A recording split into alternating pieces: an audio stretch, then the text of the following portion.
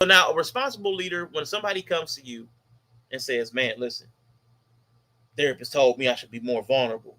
I told her, I ain't no bitch. Mom ain't raised no hope. Why does a simple word make you as an adult so angry? What are you running from? What are you hiding from? But Wilson doesn't do that. He steps in like a bodyguard for this man's trauma and tells him, you're right to be angry. The word is an attack on your ferocious animal spirit. Yah made you a protector. That's not protection, man. This dude is sabotaging this guy emotionally. He had a chance to actually step in and guide him back towards therapeutics that might help, or to send him to a better form, because maybe the talk therapy isn't for him. Maybe he needs something different.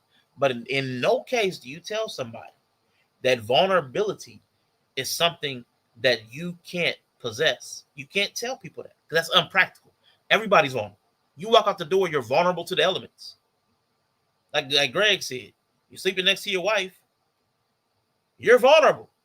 She can stab you in your sleep. You sleep, if you're a heavy sleeper, you're vulnerable, because if somebody came in, you may not even hear it.